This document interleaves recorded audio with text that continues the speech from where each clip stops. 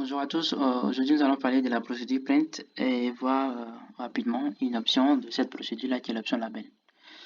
Je suppose que j'ai une table euh, dans n'importe quelle bibliothèque et que je veux voir quelles sont donc les données dans cette table. Rapidement, avec une procédure print, je peux afficher mes données. Par contre, il y a quelque chose qu'il faut comprendre.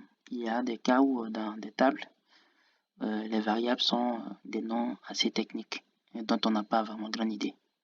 Et donc, en affichant en fait ces tables-là, si on n'arrive pas à comprendre réellement c'est quoi le nom des colonnes, on peut essayer de voir est-ce qu'il y a des labels qui ont été donc attribués à ces colonnes. Ce sont des noms plutôt détaillés de ces colonnes-là. Et donc, avec la procédure print, vous pouvez tout simplement faire cela avec l'option label. D'accord? Tout d'abord, je vais afficher la table classe. En affichant la table classe, je vois tout de suite des colonnes qui sont tout simplement avec des noms NM, SX, AG, HT, WT. J'ai pas grande idée de quoi il s'agit donc de ces colonnes-là.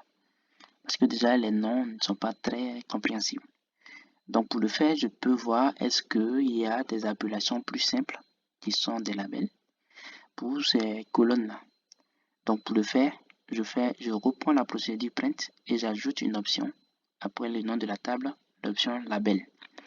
Et cette option va nous permettre de voir est-ce qu'il y a des appellations plus simples ou bien plus détaillées de ces colonnes-là, de ces différentes colonnes que nous voyons ici. Donc je repars dans mon code et je vais lancer ce bout de code-là avec l'option label. Et je vais voir que oui, effectivement, il y a des noms plus parlants, des noms où on arrive clairement à cerner de quoi il s'agit pour chaque colonne. Donc je vois que tout à l'heure, en prenant donc je vais réexécuter tout ça. Tout à l'heure, en prenant donc la toute première étape, on voit que NM, c'est en fait le nom de l'élève. D'accord? C'est en fait le nom de l'élève. Ensuite, SX, c'est en fait le sexe de l'élève.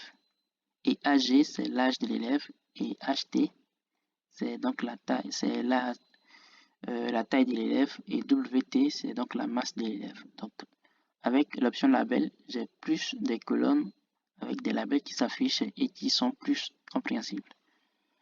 Ce que je viens de faire, vous pouvez le faire aussi avec la procédure content, tout simplement, et voir en fait s'il y a des labels qui sont attachés aux différentes colonnes, qui sont en fait des appellations plutôt techniques. Donc quand je redescends plutôt ici, je peux voir que j'ai 5 colonnes avec des noms NM, qui en fait est le nom de l'élève, SX, qui est en fait le sexe de l'élève, et AG, qui est l'âge de l'élève, HT, qui est donc la taille de l'élève, et WT, qui est en fait la masse de l'élève. Et ça, c'est encore plus compréhensible. Donc, je peux voir plutôt essayer de connaître mes données avec une procédure print pour voir le contenu ou tout simplement voir avec une label quels sont les noms les plus détaillés donc de ces colonnes ou avec une procédure content qui vous permet tout simplement de voir en fait chaque variable avec le label qui lui est attaché, le label qui est en fait un nom plus détaillé et plus compréhensible. J'espère que vous avez saisi quelque chose dans cette présentation. Merci.